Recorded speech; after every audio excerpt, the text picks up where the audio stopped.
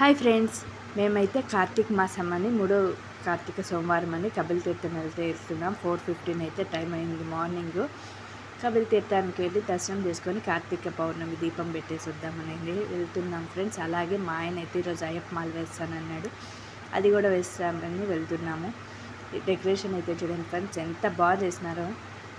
కార్తీక పౌర్ణమి కాబట్టి కార్తీక మాసం మొత్తం కపిల తీర్థం అయితే ఫుల్ రష్ ఉంటుంది, మంచిగా పూజలు చేస్తూ ఉంటారు. అలా అందుకని అయితే మార్నింగ్ 4కే వెళ్ళాము. మళ్ళీ పిల్లలు రష్, స్కూల్ టైం అయిపోతుందని అయితే మార్నింగ్ 4కే వెళ్ళాము. అయినా అప్పటికి కూడా ఫుల్ రష్ అయితే ఉన్నారు ఫ్రెండ్స్.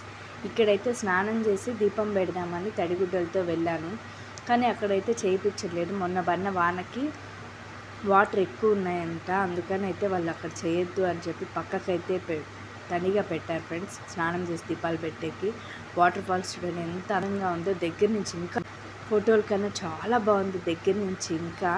ఇంకా అయితే వెనక్కి అయితే వచ్చేసాము. వెనక్కి వచ్చి అయితే ఇక్కడ పక్కన అయితే స్నానాలు కనిపెట్టారు, అక్కడైతే స్నానాలు చేసి మాల వేసుకొని దీపం పెడదామని అయితే బ్యాక్ సైడ్ అయితే వచ్చేసాము.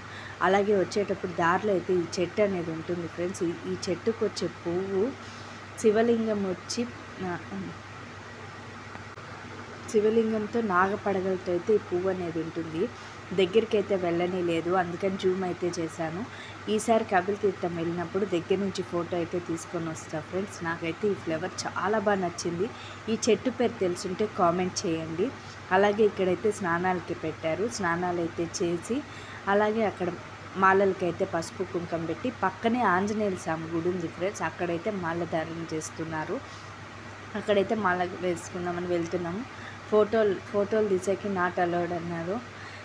కొంచెం దూరం వెళ్ళాక వేరే అంకుల్ అయితే ఆపేశాడు, వద్దమ్మా ఆపేసేయని. అలాగే ఆపేశాను, బయట చాకు చూపిస్తాను. ఇప్పుడైతే కార్తీక దీపం అయితే పెడుతున్నాను.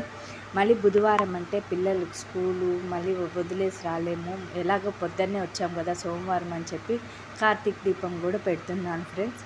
నాకైతే చాలా సంతోషం వచ్చింది. వచ్చిన పనులన్నీ చాలా బాగా జరిగాయి. అలాగే అక్కడ ప్రసాదంగా నాకు ఒక ఆంటీ అరటిపండు ఇచ్చింది, ముగ్గురు వచ్చి కుంకం పెట్టారు. నాకైతే చాలా సంతోషం అనిపించింది ఫ్రెండ్స్.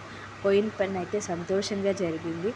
వచ్చేటప్పుడు ఫోటోలు తీసుకొని అయితే వచ్చేసాము. మా కొడుకు అయితే నేను రాను ఫోటోలలోకి, ఆయనకి సిగ్గంట రాలేదు ఫోటోలలోకి.